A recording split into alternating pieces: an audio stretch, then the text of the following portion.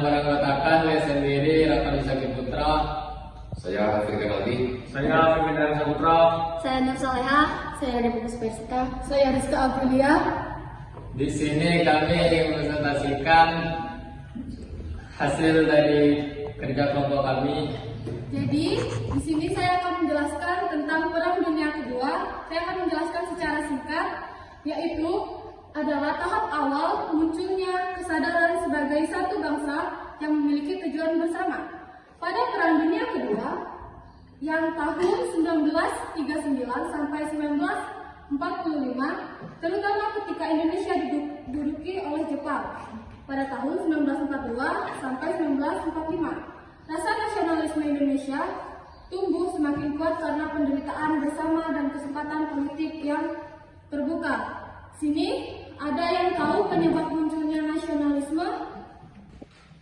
Penyebab munculnya nasionalisme Indonesia di era Perang Dunia Kedua.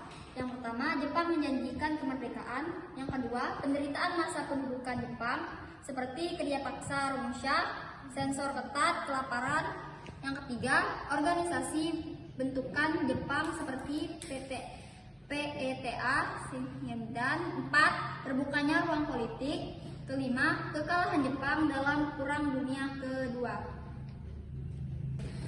Ciri-ciri munculnya embrio kebangsaan dan nasionalisme. Yang pertama, adanya kesadaran kolektif bahwa Indonesia adalah satu bangsa meski berbeda suku dan budaya. Yang kedua, munculnya tokoh nasional. Soekarno, Bung Hatta, Rajiman, dan Sultan Syahrir yang memimpin rakyat menuju kemerdekaan.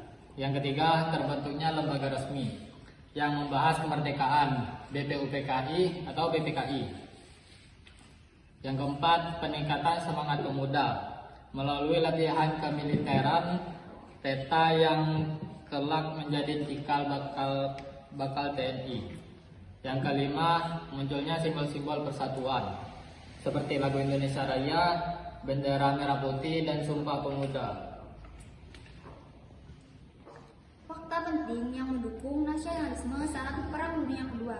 Yang pertama, BPUPKI dibentuk pada 1 Maret 1945 yang merumuskan dasar negara, yaitu lahir gagasan Pancasila. Yang kedua, PPKI dibentuk 7 Agustus 1945 mempersiapkan kemerdekaan Indonesia. Yang ketiga, latihan militer PETA pada tahun 1943 yang melahirkan tokoh seperti Sudirman. Yang keempat, Jepang menyerah kepada sekutu pada tanggal 15 Agustus 1945 yang akibatnya bom Hiroshima dan Nagasaki.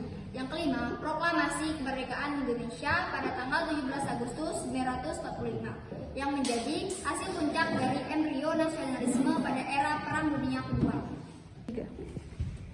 Contoh perkembangan nasionalisme di masa Perang Dunia Kedua. Yang pertama, contoh di bidang politik. Pembentukan BPUPKI menandai kesadaran politik Indonesia yang matang. PPKI langsung merancang struktur negara merdeka. Yang kedua, contoh di bidang militer. Pemuda Indonesia dilatih melalui peta, Seinen dan Gyokun, lalu menjadi kekuatan pertahanan nasional setelah merdeka. Lalu contoh di bidang sosial. Penderitaan Romusha menumbuhkan rasa senasib, sepenanggungan, rakyat bersatu melawan penjajahan.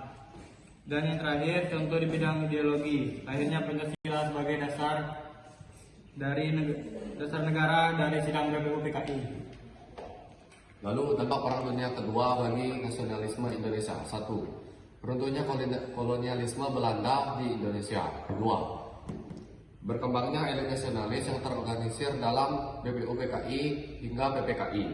3. Semangat pemuda meledak karena melihat Jepang akan kalah. 4. Terbentuknya tentara nasional dari bekas pasukan PETA. 5. Muncul momentum kemerdekaan 1945. Jadi ringkasan dari semuanya adalah Perang Dunia Kedua membuat Jepang menduduki Indonesia dan membuka ruang politik bagi bangsa Indonesia lewat organisasi seperti PETA, BPUPKI, dan PPKI.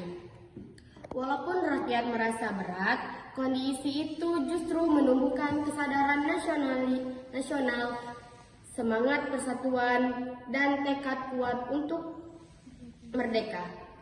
Kekalahan Jepang pada akhir Perang Dunia Kedua menjadi peluang besar yang akhirnya mendorong lahirnya proklamasi pada tanggal 17 Agustus 1945 sebagai puncak dari perkembangan embrio kebangsaan dan nasionalisme Indonesia.